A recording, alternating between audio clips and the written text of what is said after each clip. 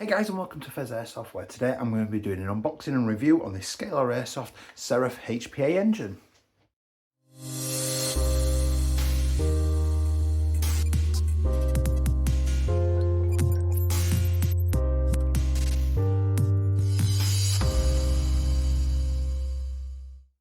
Hey guys, and welcome back. If you do enjoy this content today, all the usual blurb, links down below in the link tree, socials, like, comment, subscribe, join button down below with channel memberships, all that blurb. What we're really here for is to see me get to grips with the HPA engine.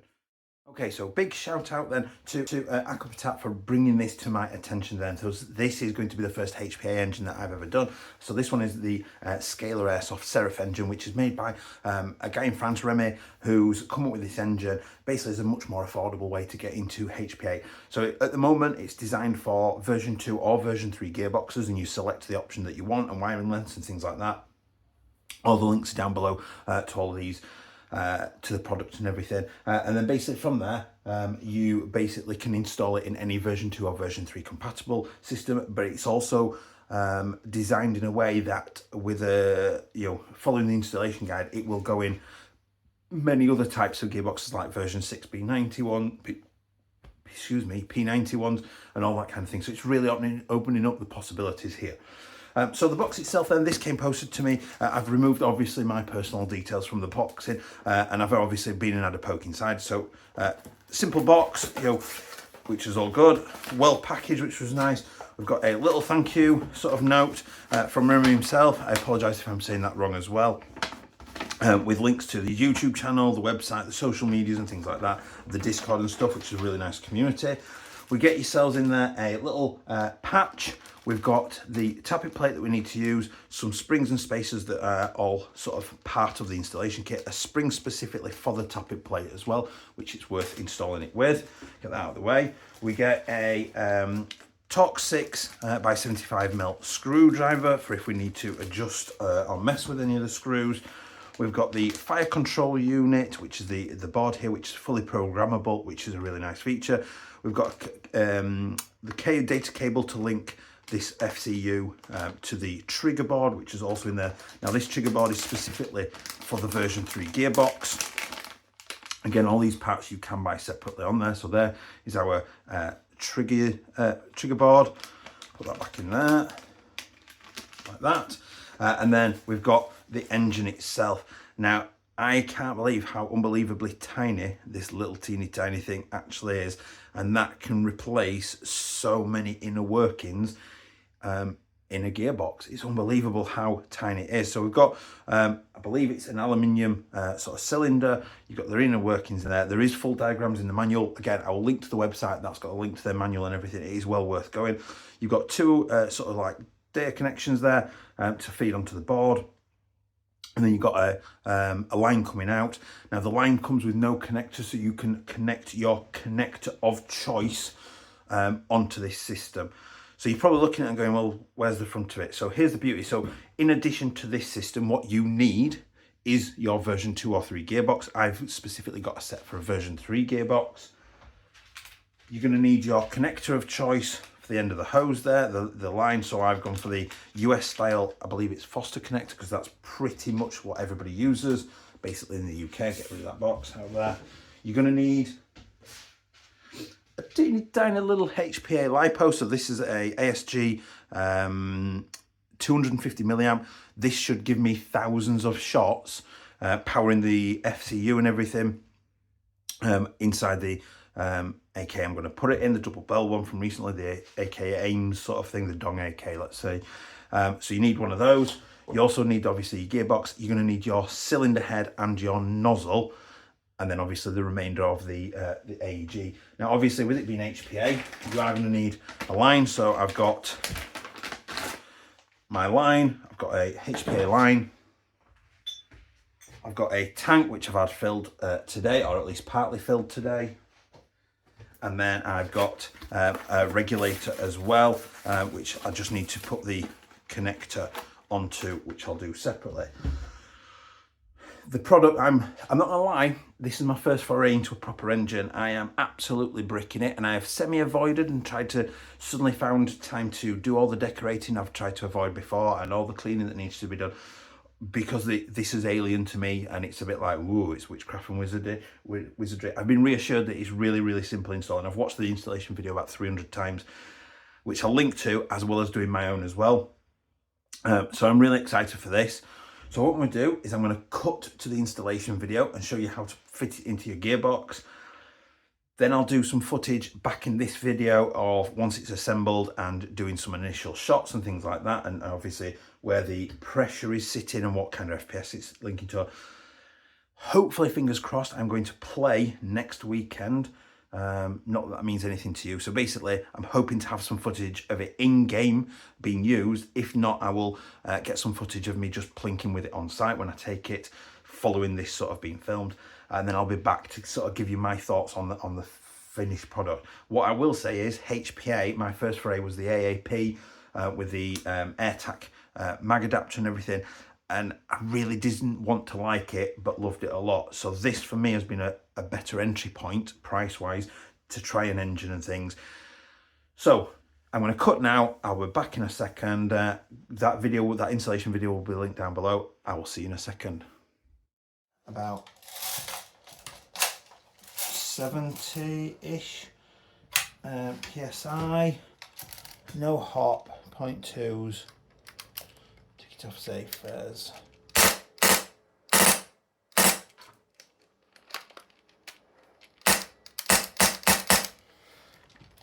Not feeding, we'll need to feel it out. Awesome, let's just check it's not the mag. What should be the mag?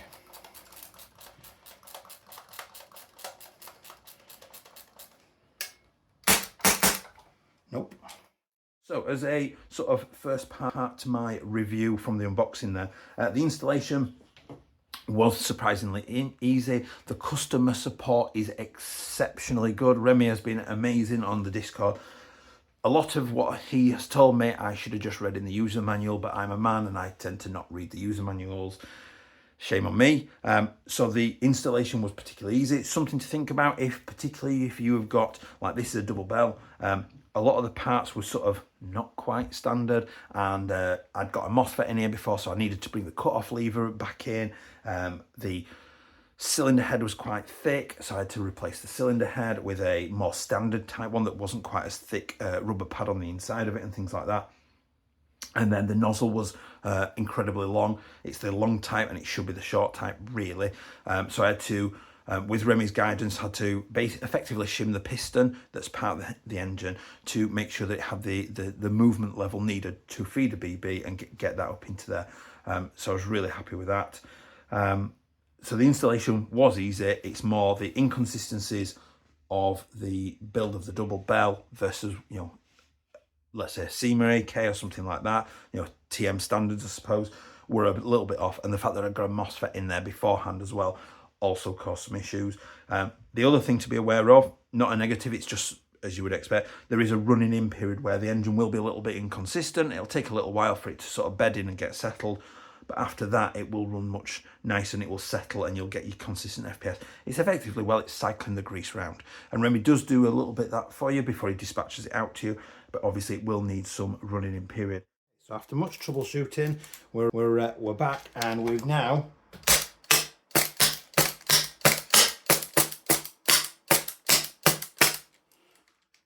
got a much improved, but actually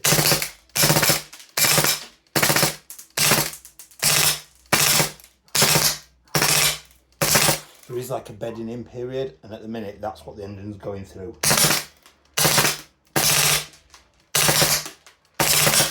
You can see the FPS is going up and it's getting more consistent. Now on a 0.2 gram BB with this particular setup, I am running at just over 80 PSI on my regulator, and that is giving me around 30-ish FPS. I'm still having a few inconsistencies in terms of FPS, where it's up and down a little bit, but it's getting better and better all the time. But I just wanted to sort of update that while it's fresh in my mind once I've done it. The actual install if things had gone smoothly, it probably would have been about 30 minutes at the most to drop that engine in there and get it rebuilt again.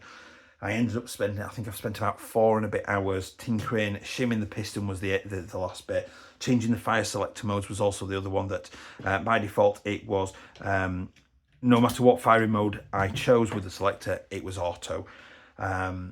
Remy thought it was unusual that I had to change anything, but what I set it to was selector option 1 was full auto and selector option 2 was semi. And it's a bit like I likened it to configuring a per run MOSFET in an AK. As soon as I'd done that, literally instantly, I got my semi-auto and I got my full auto, and off I went. So far, I have stressed a lot. I can't remember the last time something made me like stressed. Just because it's like voodoo to me. It's like dark black magic sort of thing. But I am really, really happy that it's running it. I can't wait to run it. So hopefully you'll see a little bit footage of it going around this, as well as the sort of little bit of a chrono thing, hopefully after it's been run as well, just to see where we're at with stability as well. Back in a second.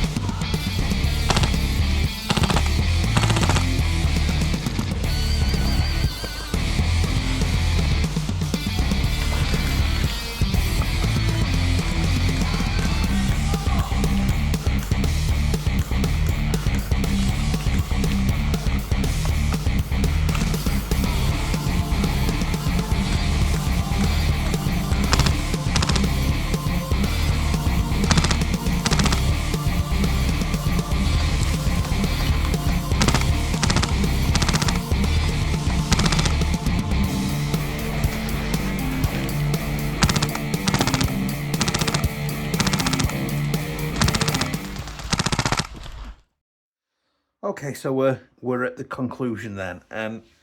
Much like the HPA pistol, I've kind of got my face in my hand a little bit. I'm going to kind of preface this a little bit with, God damn you, I could put that on my Discord. God damn you, Scalar Airsoft.